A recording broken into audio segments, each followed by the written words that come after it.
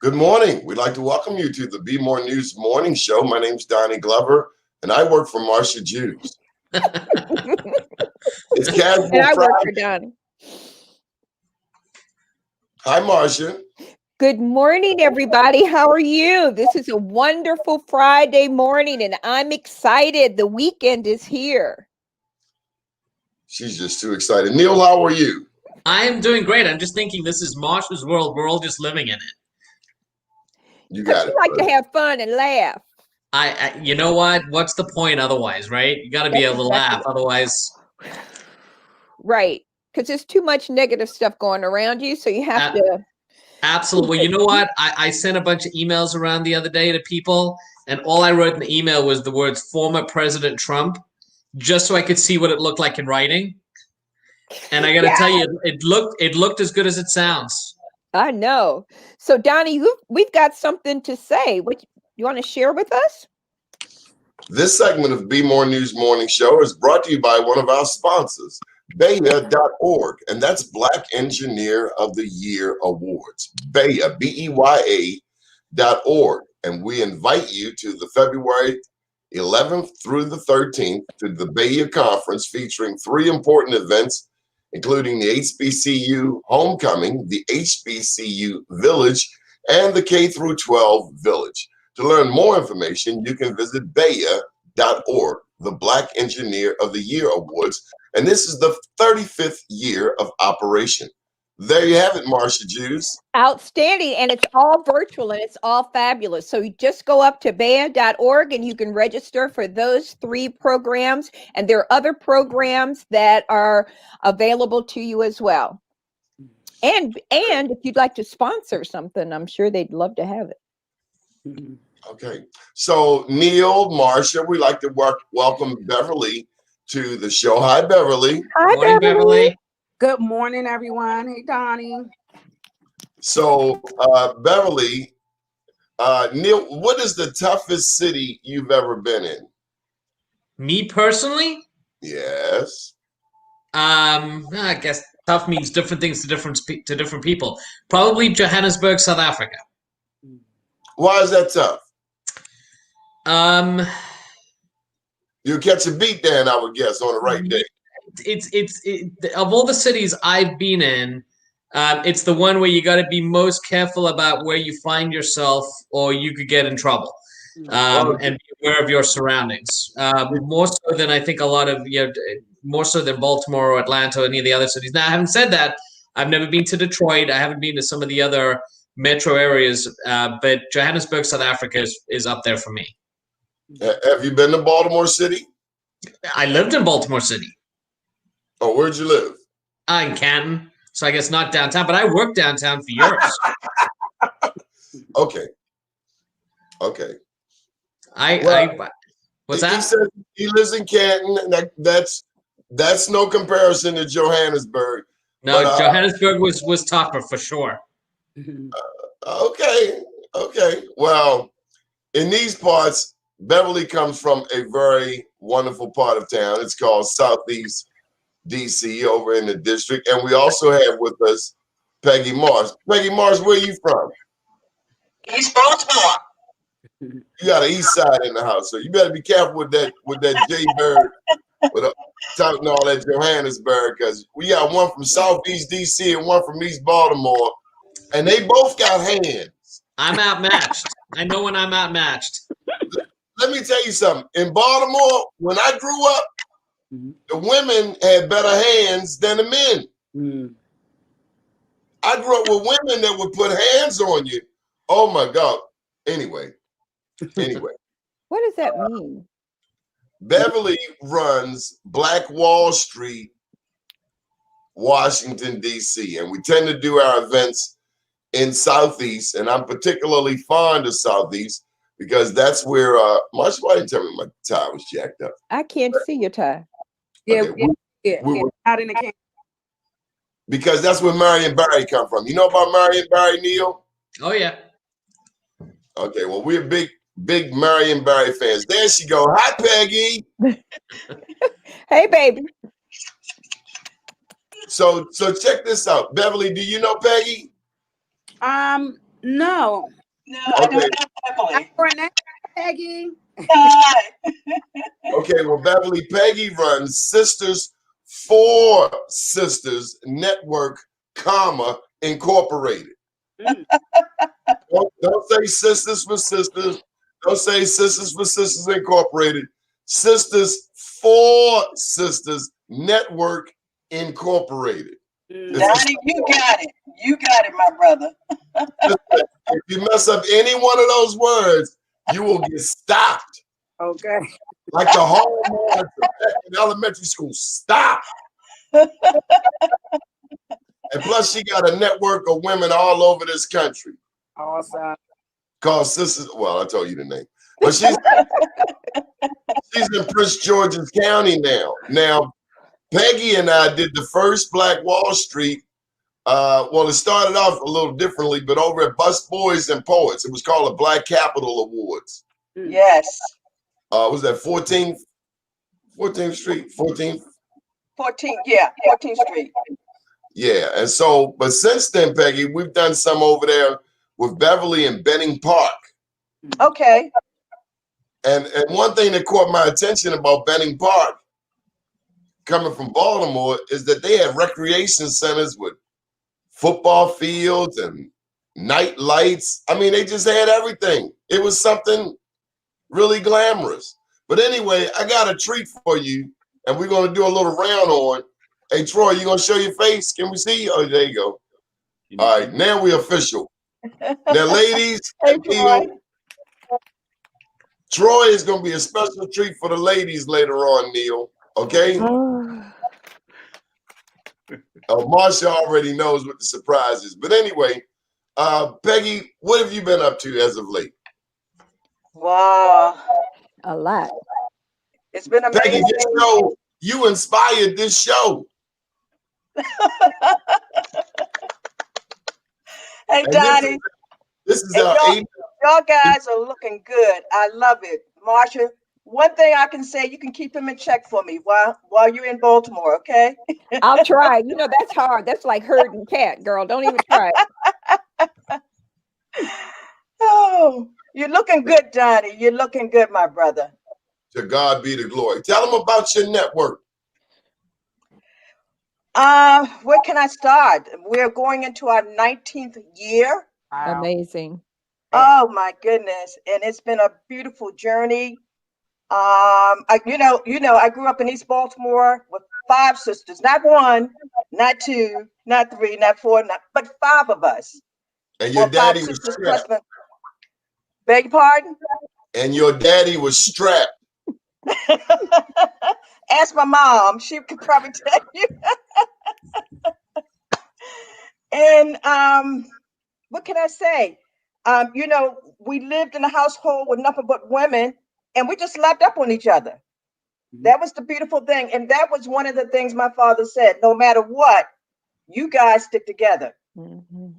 And I can tell you today, Donnie, that's how we operate. That's wonderful. And over the years, I went off to Morgan State. From Morgan State, I got a job in Washington, D.C. in corporate America. And I went over there and realized that women were not supporting each other. Mm. They were not loving up on each other. And I had a problem with that. So it's just amazing. My journey has allowed me to connect with some people who formed a networking organization nationally. I plugged into that and I brought my sisters with me. And I say, look, we got a platform here. We need to come together so that we can support each other. I want to know what you're doing so that I can add value to what you're doing. If you don't talk to me, I don't know, I can't do anything for you. But if we all of us put our heads together, and we can make some things happen. And it's obvious we're doing it now. And that's powerful. And not everybody really understands what that connection really means. And one thing about Sisters for Sisters that it's so powerful. Everybody there has a genuine spiritual connection to the organization and its membership. I love it, Barsha. Thank you. Really, it does. And, I'm really sorry that I haven't spent enough time with you all because it's over there in Prince George's County now with COVID. But out of all of the things that I've done, the sincerity and the honesty that I have gotten from every member there has been very powerful. And too often we are around people that we think are supportive. They allude to being supportive, but how supportive are they really as you're trying to grow your business or you're going through whatever your personal things are? And this organization has truly been there for everybody. And that's part of the mission. The mission is to empower, to grow, and to develop. Yes, Marsha, you have said it so well. And I think that's the reason why we've been able to sustain as long as we have. Mm-hmm. It's because we have committed women who understand. They understand the power we have when we come together. And I think if we had more women who understood that, we can change this world. Right. Well, and I think that first you have to have people committed going in, right? So true. Up on the selection of that membership, that person has to be able to demonstrate what they can contribute and how important their contribution or the contribution of everyone there. Exactly. Right? Well, and if I could, as the only man in the group right now, let me jump in for a second and say what I think you're doing is so incredibly important, because we like to think of America as being an open-minded and developed country, but in many ways we are very, very behind the rest of the world when it comes to equality and women's rights. Other countries have had far more successful female role models than we've had here in the U.S., and I think collective action is a great way to empower, especially younger women. I have two daughters who I keep telling they can be anything they want. And not to be too corny about it, but as of 2 days ago, I now have a real life example in the United States that I can point to and say, there's proof, right? Other countries have had that much longer than we have. Yes. And so, Peggy, what I think you're doing amazing things. Like I said, as the father of two girls, you go. Neil, thank you so much. That's what's much needed. Although we're a women organization, we love when men become part of what we do because they need to know what we're doing. Mm-hmm. Speaking of men, we just had a very interesting conversation. You all have had, the organization has had a long relationship with an international man who has brought a lot of salient information to the organization. Would you care to share? Wow. To be honest with you, that is where all of this came from. It was from this powerful conference that I attended back in 2002.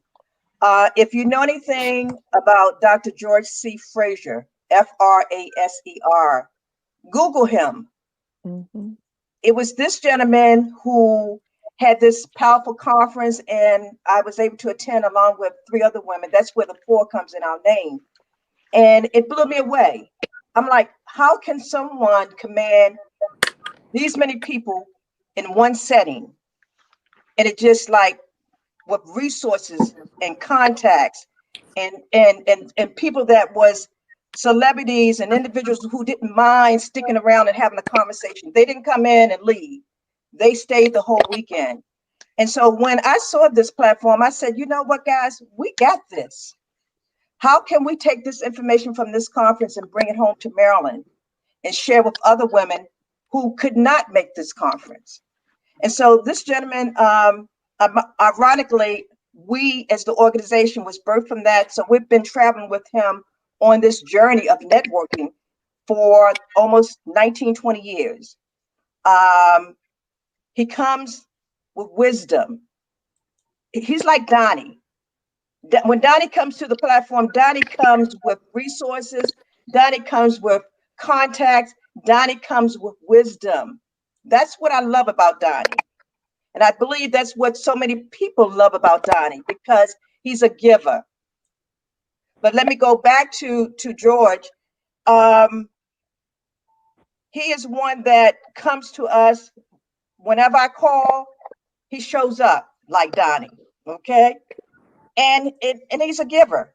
So he comes now with the platform that we must begin to change our mindset on thinking, not only in entrepreneurship, but leaving a legacy for our kids, our grandkids, our great grandkids. Here personally, myself, I have left a legacy. I have a trunk that I just put brochures and materials and things that I've been engaged. So if I leave this earth, my grandkid can go in that chest and kind of figure out just about what happened in 2020 or How big a chest 2021. is it? What'd you Would you say, say? Daddy? How big a chest is it? It's a big one. I got a chest. I got a couple of closet. I got a file Yeah, cabinet over tell the here. truth. Tell the truth. So believe me, my family will know exactly what happened, whether or not it was 2002. I have some stuff that can chronologize my life and hope that I've been able to add value to someone. So Dr. Frazier came on this past Sunday, and it's all about us putting our heads together and changing our mindset.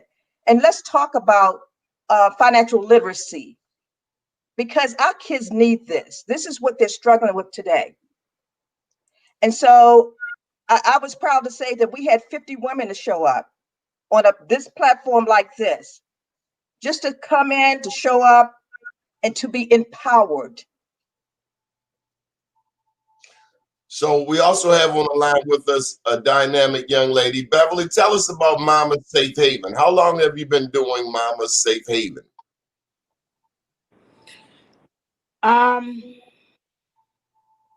We were founded, we were founded in 2014. I hesitated a little bit because I always start with the beginning with my mom. My mom, growing up in the 80s in DC, and just like you, Peggy, I had 5 sisters as well. I'm the baby. So I grew up home around, older sisters that, my sister did hair. And she did everyone's hair, and she taught me what a real friend was, what a sister was. You wouldn't hear her in there talking about people. If any one of the girls would come in talking about people, she wouldn't engage. She would, make it uncomfortable for them. Like, we're not talking about that. My mom was a mom to everyone. She was a stay-at-home mom, a single mom, and she took care of all of the children in the community. When it was time to eat, if I had friends that came over, everybody ate. And I mean, to this Yes. day, I don't know how it was like Jesus with the wine. As she went in there, something came out. And I can even remember waking up with people at the foot of my bed and then going in the living room and seeing them with a pallet on the floor. So my mom always, and I used to be irritated with that. I'm gonna be honest with you. I don't want to share my cereal. Why do they have to be here? But I was always right by my mom in that. And even though I kind of resisted it a little bit, it was something that was in me. So I always kind of hesitate. So we were founded in 2014, but it was birthed way back with my mom in the 80s when crack hit. I want to say around 86, 85, 86, my mom became using crack, and it kind of went, just a lot of turmoil went in from that with that crack epidemic. But Mama Safe Haven, we encourage self-love, higher education, and self-employment by offering a support bridge to those in need of resources. Through those situations of, all the things that come with our community I want to say they was reaping the benefits of the money that was coming in. I started selling crack at the age of 11. I always say it was basically like a crack house because my mom was smoking it at one end and we was selling it at the other end to keep the money in the house. So wrap our arms around those children and families who need support as it relates to, I just feel like society just don't want to give a helping hand to those who have been a part of this chemical warfare. Yeah. It definitely was a chemical warfare. I saw my mom go from, volunteering at my school to me talking to her through a door. And I used to wonder, is it a bathroom in there? When did she go to the bathroom? But that's what we do at Mama Safe Haven. We have like Donnie said, we are located in Southeast DC. Um, I had three. Mhm. 19, I was in a domestic violence relationship. I have a plate in my jaw. I had my front tooth knocked out, kicked down the steps, pushed out a 2-story window. I went through literally hell and back. By the grace of God, I'm here. I wrote a book entitled He Kept Me, and that book really gave me the strength to go out to other people, because I felt like I was the only one, but I realized that I wasn't. And I said, you know, my son experienced trauma in the womb. I was, kicked down the steps when I was 9 months. So he's 26 now, but he was incarcerated, caught his first charge at 12, and was in and out of the juvenile system.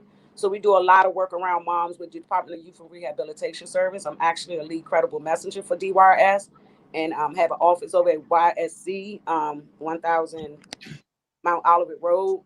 We also work with grieving moms. I also work with the Alliance of Concerned Men. I'm a first responder, so I'm on crime scenes in the zip code of 232, responding to just the victims, letting them know about the services and the victim crimes application. I started doing that in October 2017, alongside with my organization, Mama Safe Haven. In 2018, a year later, my sister, both of her sons was gunned down, 2 weeks apart, separate situation. She lost both of her sons. So since 2018, we've been wrapping our arms around grieving mothers. We go on healing retreats. We partner with 5 Medicine to offer counseling. We do support groups every Monday. We just came back from a retreat. We've been on 10 retreats. We took over 500 Southeast residents that have been affected by gun violence to Massanutten. Beautiful.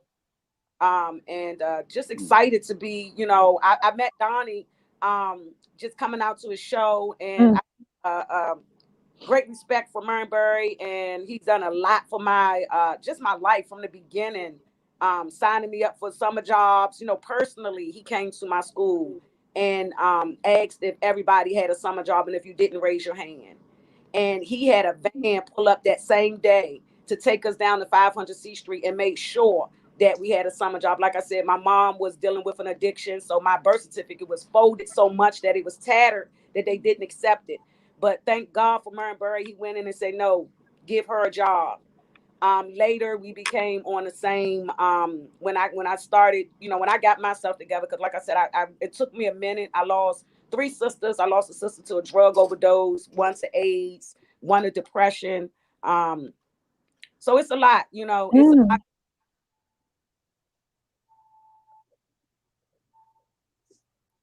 Can't hear you. Can't hear you. We can't hear you. Yeah. Can you hear me now? Yes. Oh, okay.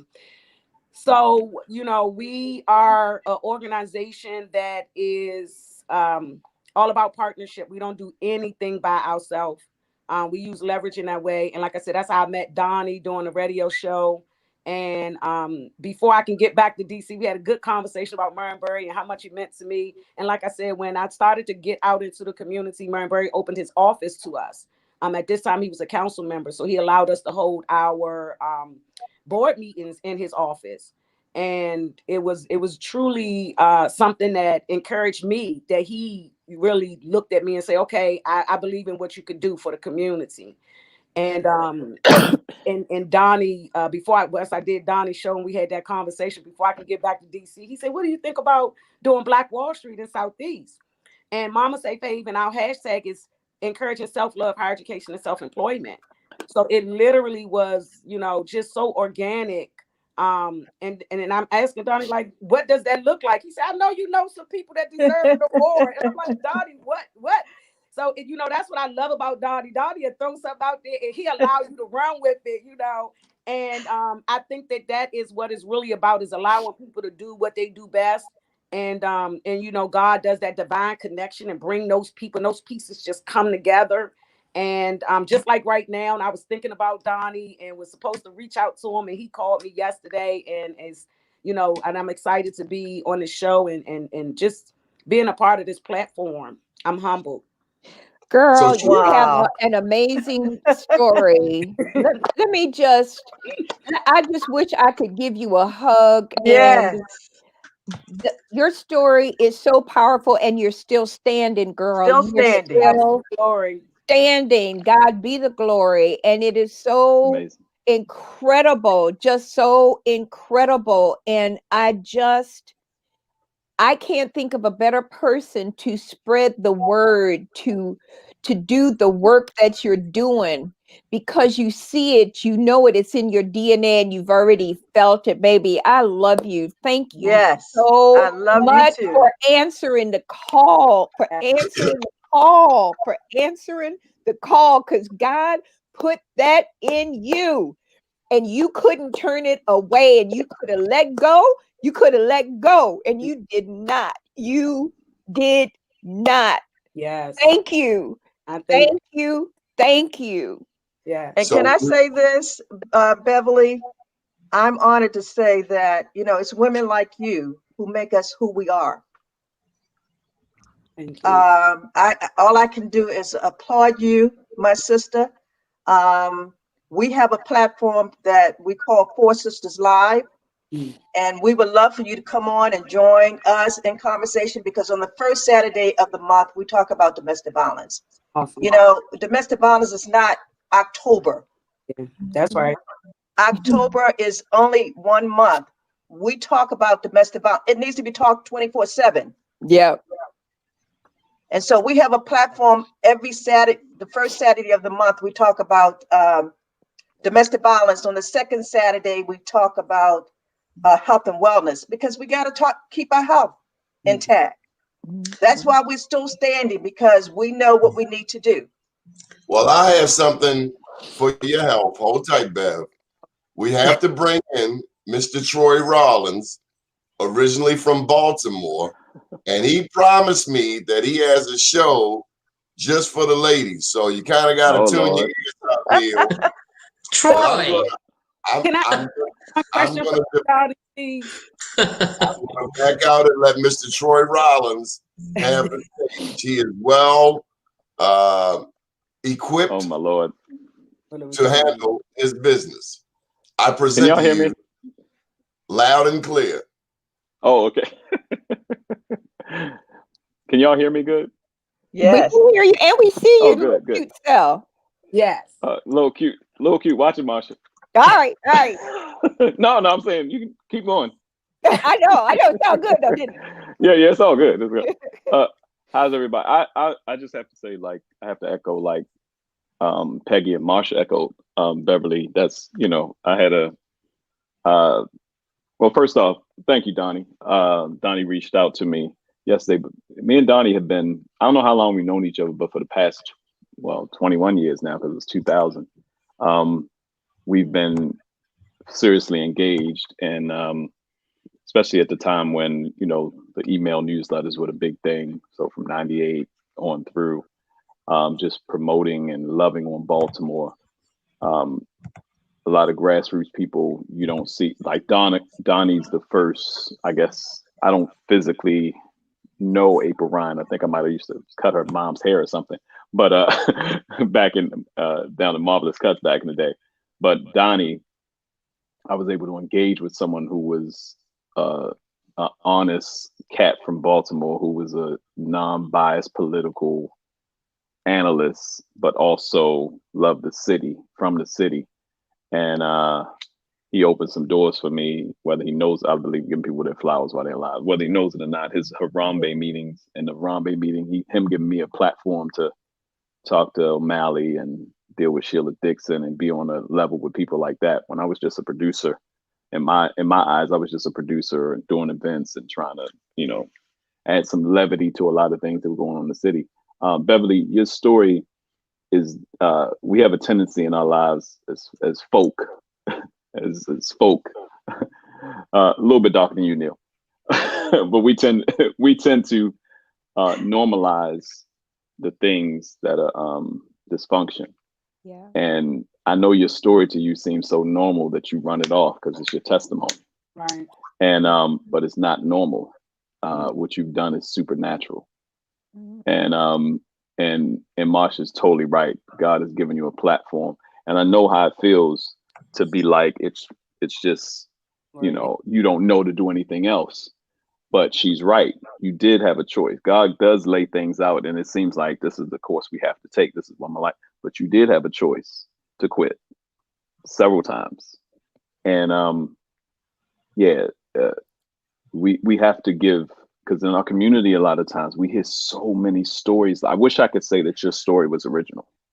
We hear so many stories of women who have done phenomenal things. Yeah. And but your story is as equivalent to Kamala's as anybody else. Different, but you're still standing and you're representing. So yeah, I more than applaud you. It's ridiculous. But Right. I just wanted to make sure I physically said, as a man, I want to say that you know, I love you. Thank you. Keep doing what you're doing. I don't know where your son is now and how everything is going, but you know, there are other young men that need your story as well. It's not normal. We have a tendency to normalize dysfunction. It's supernatural. It's ridiculous. It's you got a S on your chest and a W on your back type thing. You know what I'm saying? So just thank you for existing and continue to live. And sharing who you are and sharing your story and sharing to have the intestinal fortitude to allow it to come out of you and share it, because Beverly, let me add, it is such an inspiration and a privilege to be on this panel with you this morning. People respond to tragedy in different ways. Some people become reclusive. Some people, you know, retire into their shells and deal with it that way. And I'm not criticizing people who do. And then there are other people who use it as an inspiration to raise other people up, to inspire themselves and other people. You are just such an inspiration to me and everybody else in this panel and everybody who's listening. You're incredible. I have one observation to make, though. I think next time, in the interest of saving time, instead of talking about all the things that you do, just tell us the things that you don't. It'd be much quicker. Because I've never heard anybody do so many things. Just list off the 2 or 3 things you don't do. Right. We're not done. Troy isn't finished. Troy, you've been through a thing or two yourself. Come on now, Troy. Yeah. My mission, I told Donnie when he hit me up about this, I wanted to say that I've been on this Dear Troy kick. My mission in life is to help men and women communicate better in love. That comes from my mother. You know, my mother was a nurse during the day. I'm from Baltimore. As you can tell by my speech, my mother was a nurse during the day, drug dealer at night. I came up in the county, in Baltimore County. I came up in the Canfield area, and at 6, I had to decide. I didn't want to deal drugs because at 6, I couldn't be in the room on Friday nights when my mother and my brother was cutting, counting, smoking, and watch the horror films and stuff. I had to go to bed early. I didn't like the way it's disrupted our family. And so when I came of age, I started cooking at 8, cooking in restaurants at 12, bought my first pair of hair clippers at 11. I tried to do things that were different, but also went along. If we stayed at West Coast Spring Lane Apartments, I probably would have been a drug dealer. But since we moved out to Canfield, my older friends had jobs. So that environment was a big deal for me. But my mom at a young age started talking to me about sex because she was molested at a young age, started having sex young, being promiscuous. She read my middle school yearbook and thought I was having sex. She woke me up one morning and I was like, woke up and she was like, use these and put condoms on my dresser. That's when the little Trojan wrappers with the blue wrappers with the white writing. And I was like 12. I was like, I'm not having sex. And where'd my mother get condoms from? You know, so it took me, but she took me in a room and she was like, what do you know about sex? I see little girls calling you pervert. It wasn't that. In middle school, I went to Pikesville Middle. It was like an integration. They closed Canfield. Remember they closed some of the black schools. They closed Canfield Elementary was a black elementary school in the county. And they closed that school and they separated, you know, some kids went to Woodlawn, some Bedford. I went to Bedford and Pikesville. Pikesville was Jewish. It was a Jewish school before our integration in the 80s. So we went in there and I know they were like, oh, these kids gonna be fighting. We weren't fighting, you know, black guys and white girls and white guys. And we came together as friends and stuff like that, but it was a different exodus. When I in middle school, I realized that you let a young girl write in your yearbook. She said, Troy, can I have this page? And she'd take the page and start in the corner and write down at the bottom. She put KIT, keep in touch, and put her phone number. I was like, I've been trying to talk to this girl. Oh yeah, she just put her phone number in my yearbook. Heck yeah, I'm keeping in touch over the summertime. So, and I'll keep it very PG because Donnie, you know, I get a little colorful. But so my mother said she read that this young girl in the book wrote, Troy, you know, you're funny, this, that, even though you are a pervert, psych. And she said, I saw the girl calling you pervert, so I figured it's time to talk to you about. That's not what my mother saw. That girl was Samantha, redhead girl. She was cute. She was joking. That's what psych meant. She saw what Tracy Jones wrote. And I say this all the time because I say this on comedy stages when I do my shows too. And I'm sad because Tracy Jones, you know, by this time she could be a pastor's wife or whatever. Tracy Jones wrote, and I quote, Troy, with your fine self and your red lips, let's hook up over the summer and have sex. And don't worry, I don't bleed. Now look at all the women's faces. They grown women. They're like, I don't know where y'all came up at, but and it was so gangster that I had to white out when I read it. But you know, girls were competing, and Tracy, I guess she read all the pages. Like, I got one for you. I'm gonna be blunt, and I had the white out in my hand, but I was like, I gotta leave it in there. So it's just so gangster. So I know that's what my mother read, and she figured, oh, not only is my son probably gonna get some, this gonna be little girl that mess around. So she said, what do you know about sex? I was like, well, when you do it, she's like, woman has a vagina. And she ran down everything. She's a nurse. So she's very little, and she's from the street. She's a South Baltimore chick. So, and after she was like, you got any more questions? I said, nah, I kind of don't ever want to talk to you again in life. I'm good now. And she was like, that was what too much. You just took me, and mind you, she said to me this, and it changed my life. She said, look, I'd rather you'll never get in trouble coming to me talking about sex. Mm-hmm. Any information you got. I'd rather you come to me and get the real than you go to the basketball court every day, and I know they lying over there. Come to me and talk to me. That's an open door. And it changed my relationship because she was the disciplinarian. My father was, you know, humble, cool dude, but she was the disciplinarian. So it changed my relationship with her and with females. By the time I had my daughter, she was on purpose. You know what I'm saying? But it was a very key thing. But she got rid of the taboo. So about 17 years ago, working with a book off, I started a comedy tour off of a book tour, Sex, Love, Relationships. We saw in the back of Carl Weber opened a bookstore in Mondawmin called Urban Knowledge. And we started in the back of Urban Knowledge bookstore with 12 people. 12 months later, I was in a ballroom with 1,200 people. And I was like, oh, we got a niche here. And because Donnie, I was already doing comedy. I was already hosting events. I was doing that. But I was just doing the regular comedy flow. When I hooked up with Yonder, the book author, he wrote books like Zane. And I noticed that women were coming up. We doing a book signing in Mondawmin Mall at a table, standing outside, two guys with, the t-shirt and the blazers and looking the part. And woman comes up, she looks and buys a book. She's like, it's an erotic fiction book. As soon as you open the book, they having sex on the floor. She's like, But a woman that reads can read a book in front of you. Women, amazing multitaskers. This is how your brain is wired. So he's like, Let me ask y'all a question. My husband came home the other night and I tried to go down on him when he came in the door and he stopped me. Is he cheating on me? And I was like, first off, I've never heard a guy stopping a woman from going down on him. I don't know, is this a normal thing you do when you come home from work? Is this and we're joking. I'm a comedian. So I'm breaking the ice. I don't mind embarrassing myself. But I said, also he's still at work. And I was like, it takes a guy longer to deprogram. You can be on the phone at work, girl, I'm gonna go ahead and do this thing. And yeah, we're gonna go out tonight. Yes, ma'am. Yes, your son did have an STD. He just got checked in. He's like, you need me to call you back? No, I'm good. Yeah, and the woman will do her job. Yes, ma'am. What? No, everybody got locked up last night. No, girl, go ahead, finish what you're saying. And women can do that. Guys, we're not good at that. You'll come home, you'll tell the kids, take your school clothes off, go in there and be talking on the phone, start doing dinner, have them set up, working on something. You're still on the phone and doing other things. And we're compartmentalizing our thinking. So I was telling her, if he had an issue at work, he's still at work in his mind.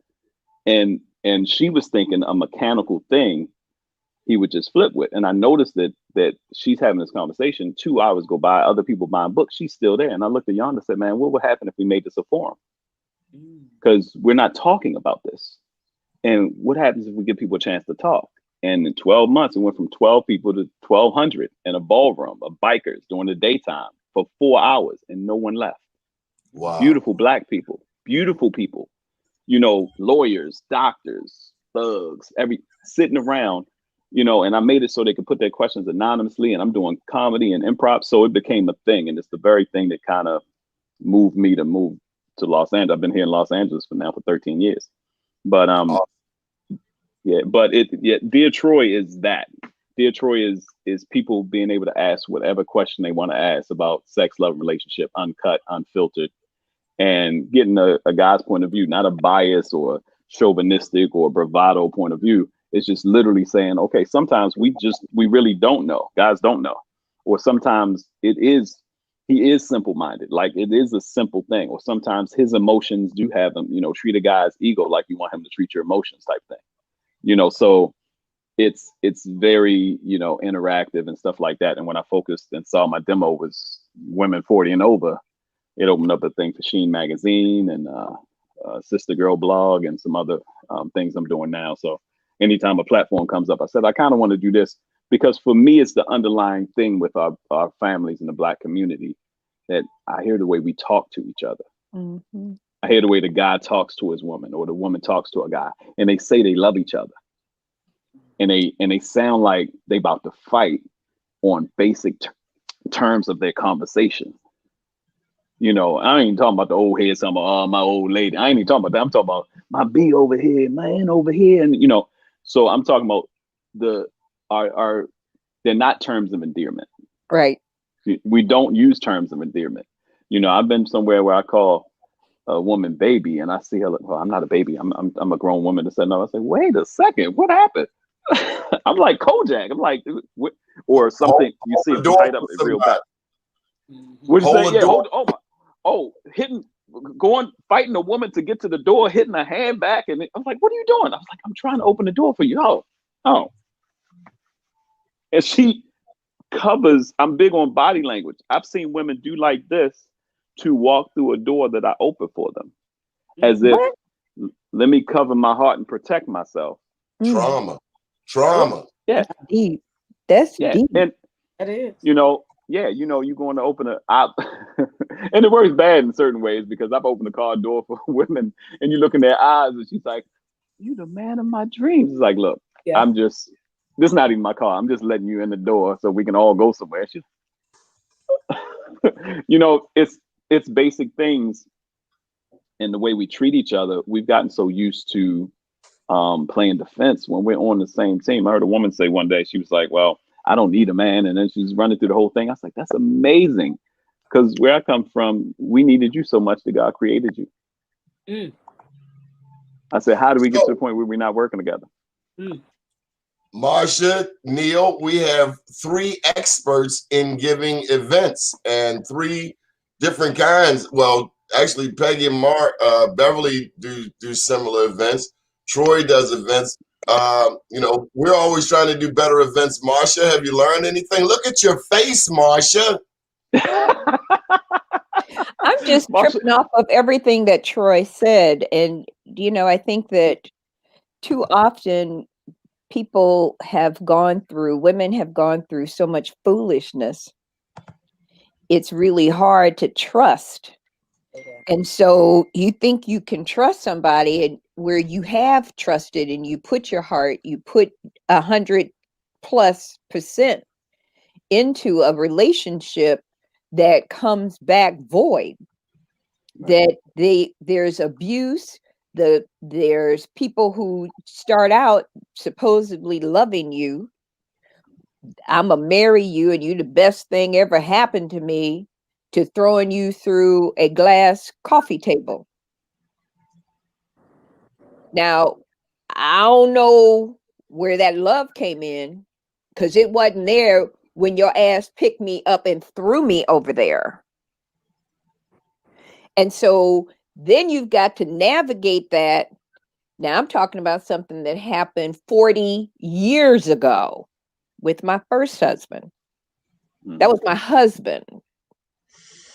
And so when we sit here and we talk about that, I'm looking the way I'm looking because there's a lot that you carry with you. You can't help but carry it with you because you have to be able to trust your judgment. Right. Because apparently I don't have good radar. If I brought this into my life, and that's the misconception too. Destroy me, right? Right. That's the misconception too, because you didn't. You were just open to the person. I married this person who also was the father of my only child. And this is what I get in return. Right. And it's more than 40 years ago. But that's some real talk. Right. And you have to then turn around and still be able to go to work, take care of your kids, still be able to function. And then and while all this madness is still rolling around in your spirit because it's a trauma, and back then, that was in the 70s, who was even talking about trauma? That I'm still not even talking about the stuff at the house. Yo, I'm here having a conversation in 2021 about what happened in 1975. And I still see it in my head. Right? Yeah, it's interesting, Troy. It's fascinating listening to this because I think there's some truisms of relationships in general. And I'm reminded of something that was told to me once, and I've tried to employ in my marriage and have seen just generally, and I believe this to be true, and I'm curious to get others' thoughts on this. Somebody once said to me, love is necessary, but it is never enough to sustain a relationship. The most important quality in any relationship is respect. Mutual respect for whether it's a spouse or a partner or whatever it is, because if you respect somebody, you don't mistreat them. People mistreat people that they love, but they very rarely mistreat people they respect. The reality is that most of these people don't respect themselves. They weren't taught how to respect. They weren't taught how to love. So if you haven't even experienced love, if you don't even know what love is, your actions are going to be exactly what you've been dealing with for the last 25 years. Like, and see Beverly giving the poetry snap. Right? Hold so on. Let me say this, Marsha. Because she did. She's Beverly about to take her shirt off and blow it. Beverly, you know I'm saying what I'm saying. Hey, here's the thing. You don't have, and you can't teach what you don't know. And let me say this: we have been given love, and y'all got to watch me because I want to cuss. So when you see me pause, I'm trying not to. It's the stand-up comedian, right? Yeah. Oh, it's and Betty's son. It's all that in me. I'm Tony Robbins and Gary V when I start talking. My fluid talk. I pause myself with my 9-year-old daughter. I'm like, Zoe now. But here's the thing. We're calling love. We're calling the junk love, and we had to stop that. There's a great definition. There's many, but there's a great definition in the Bible for love. Love is patient. Love is kind. Love doesn't hold on to wrongdoings. Love is long suffering. Love doesn't boast and brag. And we take that and put it aside and say, oh, but he loved me. He loved you because can I cuss, Donnie? He loved you because he having sex with you. He's buying you stuff and he's saying it. How do you feel when the stuff hit the fan? We calling stuff love that's not love. Right. And then you don't know. It's not even like. But you don't know. It's a pattern, and men do things in patterns. But I was talking to my lady last night, and she was talking about her last relationship and years ago, and 6 years of therapy and being by herself and all this stuff. We known each other 26 years. And she's talking about that. And like you said, triggers, pain bodies, and traumas. Those things don't. I have a book called Butt Naked Honest Conversational foreplay for dating, asking the hard questions up front. And in the dating process, I get people, you know, like Steve Harvey wrote a book and he said, you know, wait 9 months and don't say this and don't say that. I'm like, look, I'm from around the way. I want to know everything. I want us to sit down while we drinking coffee. And I call them, you got the by the way and out the way. I want the out the way is like, look, let me get this out of the way. I got 5 kids by 8 baby daddies. One of them getting out of jail tomorrow. I keep telling him he can't come to the house, but he might pop up. Look, my little brother smoked crack in the house under the bed while I'm asleep. My dog bite everybody. It's a pit bull, killed 2 people. I'm just letting you know. I got cats that ain't mine. You know, everything. You like, okay, she fine though. She got a big booty. Let me think about this. Okay, so is that bed in the living room or you're going through all that, and then it's the by the way, you're on the couch chilling with your woman, and all of a sudden you hear that, like, who was that? Oh, by the way, I'm married. It's like, what? Wait, what happened? I like the out the way. Give me a chance. And I tell women and men, yo, if you're going through something, you have something, I teach them. I'm a comedian, so I have ways to talk about stuff that I know women that said they were with some dude and didn't know he was married. He had his own place. I said, were there any pictures on the wall? Did you see it? It could have been his friend's place. Guys come up, and I've had guys talk to women and didn't know, I've had full-blown conversations. We getting all into it, stuff like that. And I look down like, wait, is that the wedding ring? Like, oh yeah. We've been talking for 30 minutes. Why don't you, so it's asking the hard questions up front. But certain things, Marsha, you can't foresee. And in 75, mental health wasn't sexy. Mental health became sexy at all when my friend Sam Sarpong committed suicide, Robin Williams committed suicide, Kate Spade committed suicide, and Anthony Bourdain committed suicide around the same time. And that was when Charlemagne the God started writing books on him being, this is 2 years that mental health has become sexy. Right. The talk. Right. You know what I'm saying? So I was in a forum in Baltimore. This is back when Notre Maison, sister named Jackie Cummins, used to own a tea house called Notre Maison over there on 25th St. Paul. I think it was a co-working space recently. Done some awesome stuff. We had an event there. We had doggone Banks playing for us. It was like 80 people upstairs, and I'm on the stage, and my book author Jan is walking through the crowd with a mic. We doing, we always had the Dottie though. We always had, even with our little budgets, we always tried to have the most professional events ever. So we having the ball, we in there talking, and this one lady's up front. She's like, yeah. Now I'm up above the stage, and I have the mic leaned down, and is anything wrong if you don't like to have oral sex? And she's talking to me like she's whispering to me, but the mic is so everybody hears it.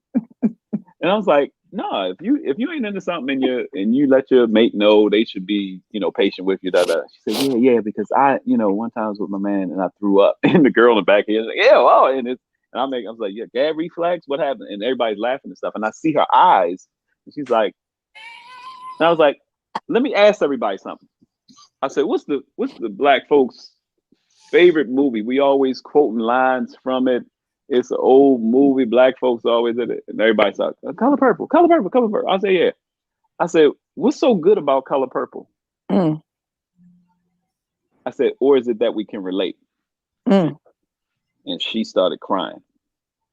The woman. And I said, the woman in front of me started crying. And now they can't see her. I can see her. And I said, real quick, because I open a forum where there's no judgment. And that's part of my gift. I don't judge anybody. I've been through enough. Everybody, you never know. You gotta be open. I said, so tell me, how many people in here have ever been molested, raped, anything like that? Everybody in the room, men and women, raised their hands. There were 80 people in there. Professionals. Everybody in the room raised their hand. Whoa. That's deep. We're carrying these things, and see, the taboo talk is cool because it's easy to talk about sex. I go on the streets of Hollywood. I got a YouTube. I go on the streets of Hollywood, ask people 10 sex questions. What's your favorite sexual position? Have you ever had a agree? People were laughing and stuff like that. Let me ask them about their bank account. They're like, who are you? So it's easy to talk about sex. What that opened the door to is the only thing that's taboo is telling the truth. But all of a sudden you set an atmosphere where people feel comfortable. It's why you sitting around with family and stuff, everybody drinking, laughing, giggy. After a while, we can be in Cherry Hill at my grandmother's house playing in the basement, and we start hearing furniture moving because they got so comfortable that somebody said, "Oh, you know, you should have left old Ann alone a long time ago." Ann right there. Man, you don't talk about my woman like, you know, you knew she was you knew she was a hoe. It's like, oh, your mama a hoe. Your mama, grandma is the one who's out. You need to get out my house. You know, everything go down on Terra Firma and Cherry Hill, and you hearing all this downstairs, and what you come and say, it's like, what happened? Why is Dad lip bleeding? What do I, you know? But you give people a chance to get comfortable, and they open up, especially if they're not judging. And what that told me at that event 16 years ago was that it's necessary for people to feel like they can just open up and talk about what's going on. Like I say, Beverly, you've taken the weapon out of it. And if it's weapon towards anything, it's towards abuse. Marsha, you talking about it, you know, it's people here that may have never heard your story. I know I haven't. I know who you are, but I haven't met you in person. But to hear you, see, it's funny about trauma, and the body is an amazing thing. And I won't take too much time, but the brain, I've been studying heavily on the brain. The great thing about the brain that I like that I'm studying now is for years people have said we use 10% of the brain. That's wrong. That's not true. We can use the entirety of our brain. What happens is the pathways that our brain takes to do the normal things. Donnie has pathways in his brain that are set to do his show, do radio, It does not have to change that. That's the 10%. It does not have to change. I wake up, I brush my teeth, I get my coffee, I turn on the news, I set my computer up, I do that, I go to work, I do my 9 to 5, I take care of my kids. It doesn't have to change that. When the brain uses the rest of the brain, and I know I'm talking real because my head is tingling. When the brain uses the rest of the brain is when we're in love, when we imagine, and we venture into learning or doing something different. Every time we do that, we use the rest of the 90%. It's a regular thing. Sometimes we don't do it so much. Our body also doesn't forget an injury. Same with our mind. So when Marsha started talking about being picked up and thrown, her body and her eyes and everything did the same thing that she did when it happened. Each time Beverly talks about getting kicked down the steps, her body and her mind goes into a thing. I started doing a technique recently that if I'm getting upset about something or if it's a conversation and stuff like that, and I told my daughter this and I told somebody else this. I was talking to a friend of mine. She said her daughter was having a trip, breaking up with this guy, and we're talking on the phone. I said, write a couple of things down. I said, you're going to take a walk. And then she said, I don't know how to start. I don't know how to live without him. I said, baby, just take a walk. She said, and do what? Walk. I said, you live in Mondawmin, right? I said, yeah, go walk around some water. Go just take a walk. 45 minutes. Just walk. But I don't know what God, I say, God wants you to walk. That's what our original position is, just to walk with him. Go take a walk. Get some fresh air. And she said, then what? I said, then you do what's next. I said, one day at a time. But the biggest thing I said is tell yourself there is no fire. Right. Because we treat everything, when we go into our defense mechanisms and our mode, our body starts doing the same things as if there was a fire. So I'm talking to my daughter about something. I said, why are you scared? I said, I'm scared. I don't want to think about when mom got sick and I had to call you were out of town because that's a scary thing. I said, yeah, I'm telling you these things. I said, Zoe, do you get scared of a fire drill in school? She was like, no. I said, why? She said, well, we're doing it and we're lining up. I said, is it because there's no fire? Right. And she said, yeah. I said, but you do the drill. Why? Oh, because it might be a fire one day. I said, yeah. So if I'm telling you certain things, how to call me, how to do this, we have to tell ourselves sometimes when we're going through certain things that there is no fire. Mm-hmm. So Troy, let's hear from these people. By the way, Jackie Cummings is the lady that owned the venue over there on 25th Street. Your boy Tiff Salim says hello, as does Bobby Booker. Yes, what up, Tiff? Marsha, Beverly, Peggy, give us some feedback. Neil.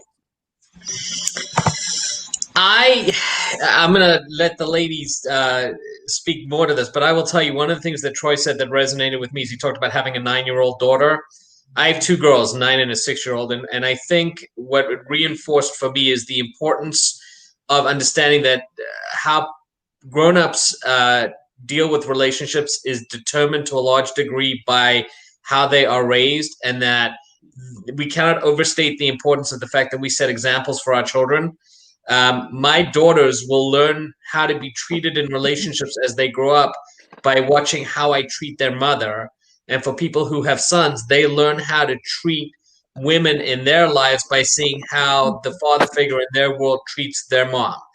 And I don't know that there's any getting around that.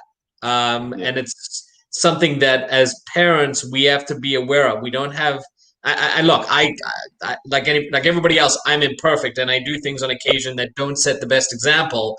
But it's something I try to be aware of.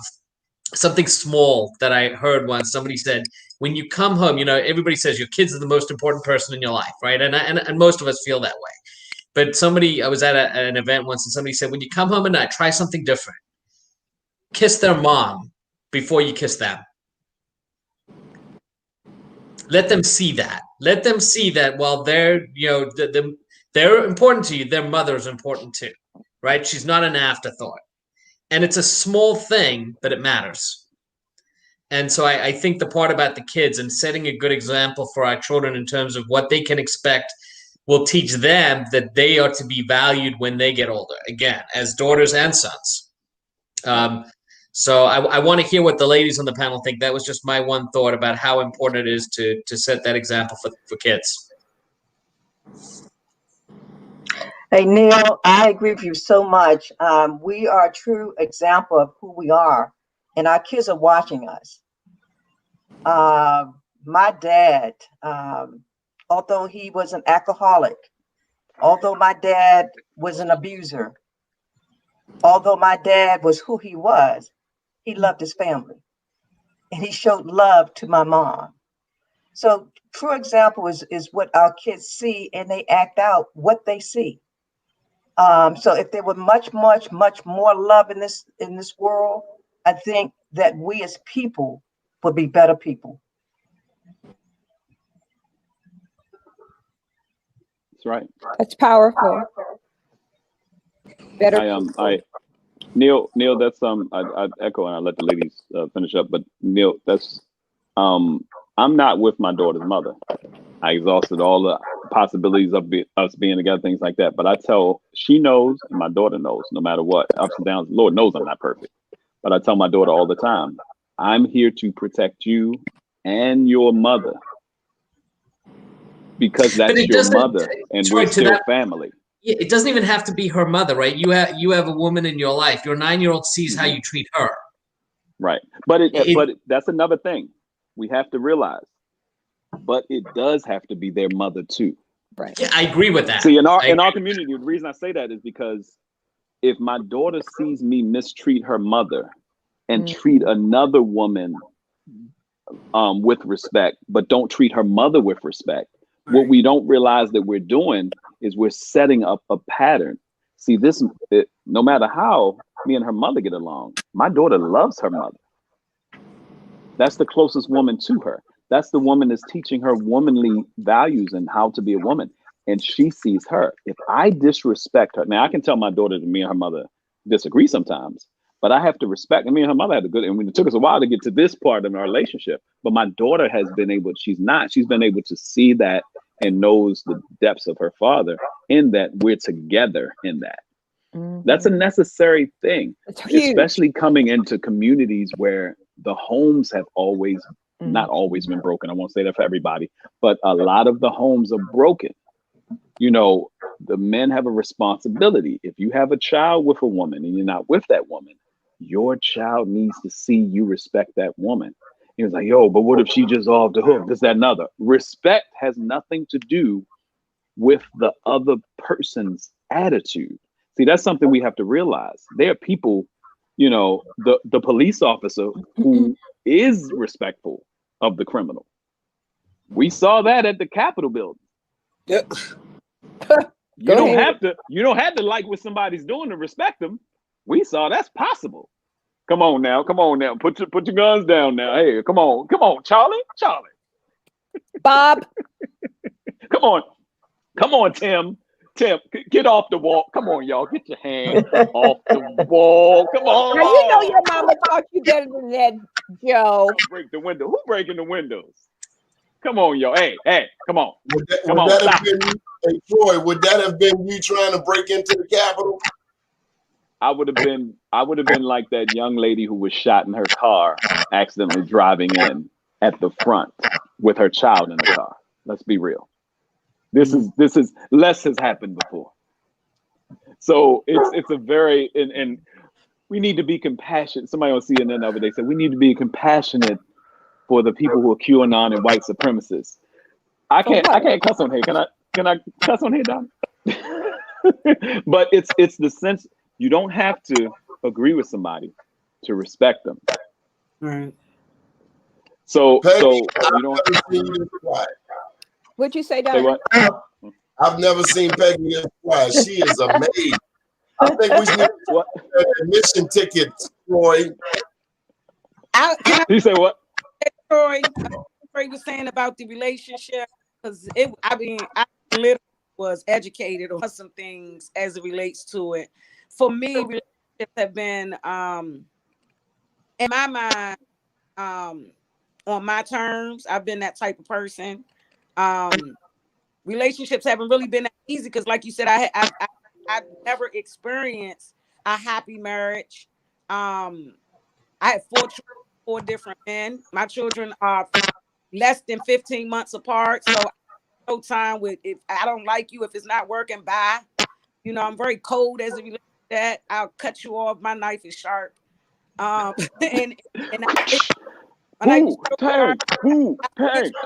walk right past you. I ain't see you, but you know, and I am married now. It is difficult because I used to always.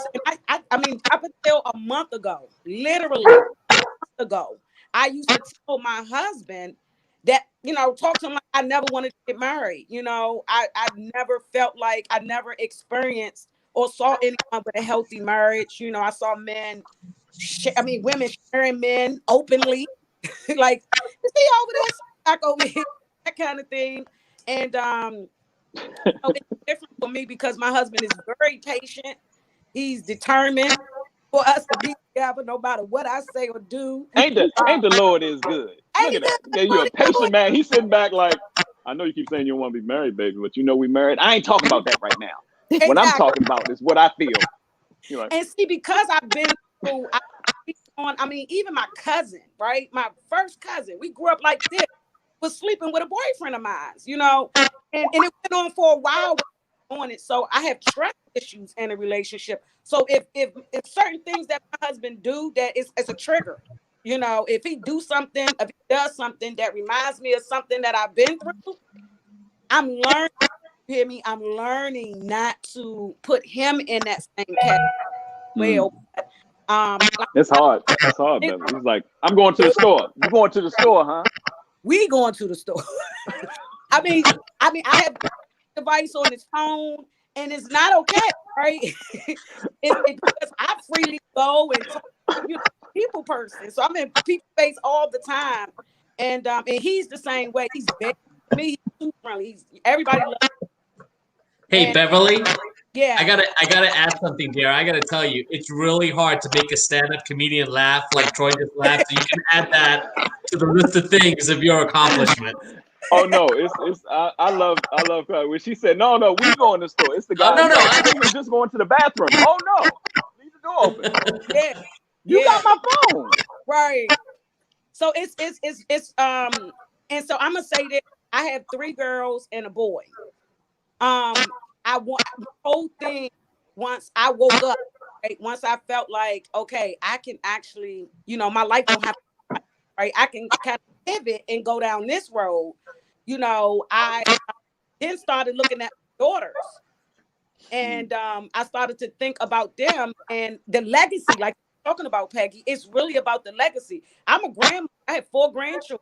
I have 1 on the way, you know, and I want my daughter to not experience what I experienced, you know, and wanting to break the generational curse. Although you know, my mom and dad was married. I was born on an Army base in Fort Belvoir, Virginia. I I have no memory of that because they separated. So once I was a year, my mom became a single mom, but I didn't want that for my children. And although they was raised in a single parent home, two of my daughters are married. They got on a plane today to Florida with my children and their husbands on a double date trip, you know. So I Come try to on. hope, and I have 4 baby daddies, and I'm married to a man that can read and write, right? You know, now I don't have no arrest record, right? And that's in my city, that's unheard of. Like people right they mind. Like I said, like, but let me tell you something. And Neil, I have to say why I'm laughing. Next life, you're gonna be working with Troy because you are showing up. Girl. I was about to say, Beverly, Beverly, you need a real. Troy, get her number. She could be your sidekick. No, I'm just gonna help her write a book. If she have you written your book yet, Beverly? I did. It's on. No, your book. What's the name of it? He kept me. He kept me. Oh, all right. Is that part 1? It You is. definitely got it. In part 3. 3 or 4. She got an encyclopedia. I have. Who said she got an encyclopedia? Up on love. Right there, you know. I keep trying. She got an encyclopedia. You The Beverly Smith Britannica.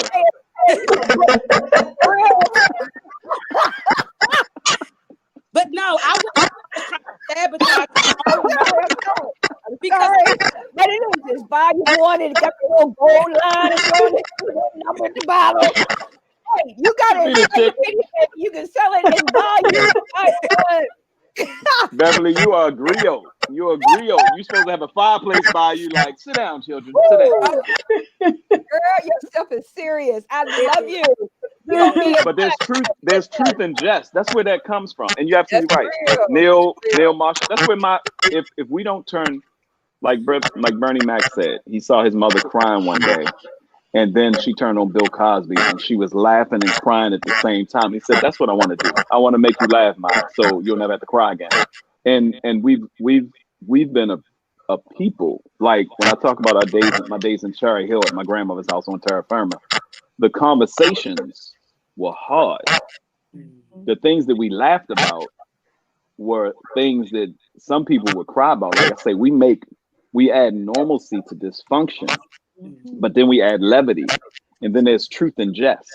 Yeah. You know, so it's like back in the day, the king he killed somebody, cut their head off, and say, bring in the court jester, bring in the court jester, and the jester come in slipping on blood, like, oh, I'm not gonna do the same routine he did, and they're like, yeah, what was I gonna say? Because we have to break up the monotony of what's going on. How can we not make jokes about a treasonous insurrection on the Capitol building when we're already in a pandemic? How can we not have some kind of levity on this life? You know, and we need that. And that's one of the things that make things more as a comedian, as a comic entertainer, that's part of my job, to make things more palatable. Believe it or not, Donnie is a political analyst. People coming on in front of us and just talking about it. Like I said, Donnie, I would look at Donnie and I was like, you really into this politics thing, dude? He's like, yeah, I love it. You know, but to see that, you know, how many of us came up around now in Baltimore? We have, see, I live in Los Angeles now. See, in Baltimore, we're spoiled. Baltimore, DC area, DMV, we don't realize how spoiled we are until we get outside the country. 60 to 70% African American. And we come up in areas like Ashburton, and we have people like Donnie Glover and Dyer and you know, Stu Burns and all these people that we came up around over these years. And this a normalcy, Marsha, and all these amazing people. We came up around Black excellence, quote unquote, and it's second nature to us. It's second nature to be able to go into say, yeah, people. Oh, well, the wire and police brutality is like, that's not the essence of Baltimore. When we could take a week. Me and Donnie went through Monday through Sunday, doing things throughout the whole city, and see each other 4 and 5 times a week, going to these amazing events, talking at the National Aquarium, going to this thing over here, this private event here. And, you know, that's Baltimore. That's the sense of what we were used to doing. And we spoiled. We don't realize how spoiled we are until we travel around other places. how real that is, how the essence of Baltimore is Frederick Douglass and Babe Ruth and Edgar Allan Poe and U.B. Blake and you know, Cab Calloway and DC and Duke Ellington. That's the essence of who we are. And a lot of our young people need to see that. They don't, you know, us getting on here talking for an hour plus on everything from politics to abuse to relationships and stuff like that and having intelligent conversations. That's what drew me to doing the Taboo Talk tour, Dear Troy, because we look so good when we do it. And I have a 4-hour event, people having parties at the nightclub, and I have a 4-hour event. And I got DJs that was working for me and their wives were at my event talking about their relationship for 4 hours drinking. I was like, what am I do? It was like, well, you know, when he get home from work, why don't you meet him at the door? So this is, I love all of this. I love all of this. That's why when Donnie, it was second nature for. This has been a very, very special day. I don't want to steal any more of your time. Peggy, why don't you come on, give us the final spiel, Beverly, and then Troy. Donnie, all I can say is just, this has been amazing morning, Friday morning. And just love when our Baltimore people can come together. We have so much history. I mean, I hear Troy and he's just rambling off names of people that made Baltimore as what it is today. I love it. We must do more of this, having conversation of sharing information. Beverly, I love your story. You empower so many of us who may or may not have experienced what you have. But your message is so real that so many women need to hear your story. To my girl Marsha, we glued to the hip, my sister. Love you so much. Love you. Neil, my pleasure. Thanks for the opportunity to hear your story. And Donnie, what can I say? My brother from another mother, love you the most. Let's do this again. Good deal. Beverly, Southeast DC, Mama Safe Haven. Come on with us, sis. Yes, to God be the glory. I mean, I can't even put in words how you all have motivated me to continue to share my story. You know, what don't kill us will make us stronger. Yep. And we are stronger together. And I am just excited about what God is doing in the seen and the unseen in the lives of his people. And I'm looking forward to our reunion, Donnie. Donnie is the man with the master plan. And every time I'm with Donnie, he always brings some fantabulous people, some dynamic people with a plan. And that's what it is. A person without vision will perish. And I'm just excited to be a part of God's plan and to be divinely connected with the likes of you all. So again, y'all have really poured into me this morning, and I'm grateful. I mean, I'm gonna make sure my great grandchildren feel what you have put into me. Just like what you said, Peggy. I'm gonna take on what you have. I've learned something from each and every last one of you all. So thank you. I'm humbled. Hey, Troy, I got to tell you, one of the events we did over there in Southeast DC with Beverly was in the middle of Freddie Gray. Now, we had a curfew here in Baltimore, but they didn't have a curfew in DC. And I wasn't myself because I kept saying to Beverly, I got to get back to Baltimore before they don't let me in. Let me in. Needless to say, she was about to put hands on me in Southeast DC. Pretty much. But Donnie, let me say this really quick. We've hosted 6 Black Wall Streets. We've honored 45 individuals, business, and organizations with an award. And Donnie was there. He came from Baltimore with those awards and came up there. We even did it at the Petey Green Center, UPO Petey Green Center. And everybody in DC, they know about Black Wall Street. They get excited when we do a show. They say, oh, why? Some people get mad at me. Why you ain't pick me? But I've learned that God is the one that chooses people. So I just want to thank Donnie again for coming all the way to Southeast DC like he do with those awards. And partnership is key. So I just love you, Donnie. I love you all. Much love. Likewise. Troy. Yeah, Beverly hit it on the head. Yeah, Beverly is hit it on the head. My word for 2021 is partnership. So I'm gonna be like yes man for anything that makes sense. And it wasn't even and Donnie should know when he talked to me yesterday, I was like, yeah, I can come on, I can do this. Then it went tomorrow. Then yeah, okay. I know I'm 3 hours behind you, but let's rock.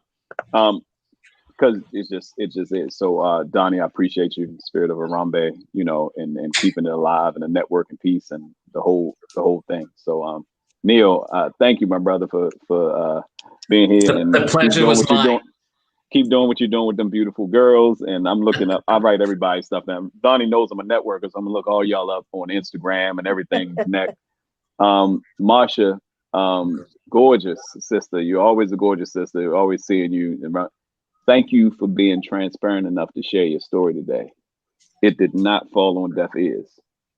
And you blessed the men and the women by telling that. See, and there's people, and I almost forgot until you mentioned like Tiff and some other people that we were live on different platforms. But Marsha, you blessed some people today too. Now we know Beverly is just, like I said, she got an S on her chest and a W on her back. Yes. So, but Marsha, I want you to know that I don't know if you, like I said, I don't know if you've ever shared that, especially like that. But what happens is in the form of transparency, when we're open and you can let that out, you know, I pray that it reduces a bit of trauma, trigger, and release each time you do it. That's the thing that comes from. We find power in that. And Peggy, well, I can tell you, she got a beautiful. razor blade with a. She got a razor blade. Oh yeah, now. She don't have them problems. Yeah, razor blade right in the ponytail. Any woman that you missed the story yesterday about her little campfire girl knife. She's strapped. She don't be playing. Unbelievable. Unbelievable. Yeah, it's not a game. It's not a game. Ain't nobody playing with you. see, that's what. See our face. See all that, little girl. You can keep playing if you want to. All that. We know what that is. We know what's about to happen. Keep talking. Don't get confused. You start rocking. Yeah. See. Don't get confused. Neil, your thoughts. Come on, Neil. Yeah, I don't know if anybody else heard it. After the show started. I don't know. No. I have a very specific thought that I want to share. After the show started this morning, I got an alert on my phone, and I don't know whether anybody else saw this. Hank Aaron passed away earlier this morning. Oh. And I know, as somebody who has roots in Atlanta and as somebody who's a huge baseball fan, it sort of hit me, and it's still something I need to process because he was such an icon and such a hero. And what has me thinking about it is being on this panel with all of you. You know, Hank Aaron, along with Muhammad Ali, was the transcendent African-American sports star of his generation and did everything he did with a class and grace that were just amazing. And the reason why I find not only that it just happened, but I'm on this panel with the 5 of you, and I can't help but think that his legacy of making a difference as a person of color with people of color and doing it in a way that epitomizes class and grace, his legacy lives on in all of you. Yeah. You are an extension of Hank Aaron, right? Yeah. He goes to his grave, and it is sad that he does, but his legacy lives on because of people like you. It's such a privilege to be part of this panel, to see people who make a real difference in people's lives. A real difference. And it means a lot. So that's the thought I wanted to share. I'm sorry to share the bad news.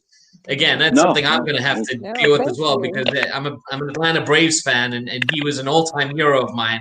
Mm-hmm. But you guys are an extension of Hank Aaron. You do things the right way, and you make a difference. Thank you. Beautiful. Thank you, Neil. Thank you, Neil. That was wonderful. Yes. Marsha Jews, final thoughts. We got to go. Oh, this was a powerful, emotional, interesting, encouraging. Be quiet. Don't give me the floor. You know I'm gonna talk. All that cry, because the tears are real. Mm-hmm. The reality is that this forum is so necessary for all of us. Yeah. And too often we don't have that forum to be able to be transparent. To be able to talk about who we are, what we are, and where we've been, and where we think we're going. And it gives other people the courage to be those that they don't even know that they need to be. Yeah. And it allows them to grow. So thank you, Donnie Glover, for providing this forum. Thank you, Neil, for your comments and your participation. And we appreciate your voice. Peggy, my sister. We're going to talk when I get off this phone. So just hold on. Troy, man, I'm glad you're out in LA. I'm glad you're doing what you love doing. It is a place to be for what you're trying to do. And I wish you all the power and the glory and the good luck and God's grace to get what you want to get done. And I do like your comedy. We just have to keep a little something on the other. So, Beverly, yo, girl. Ooh. Yeah, we're gonna stay in touch. Yes. Yes.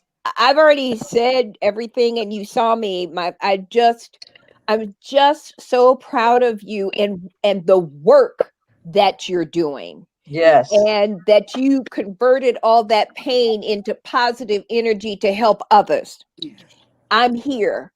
Thank you. And however I can be of assistance, whatever we can do on this end, we'll be in touch, and we want to support what you're doing. Exactly. Okay. Thank you. Thank you.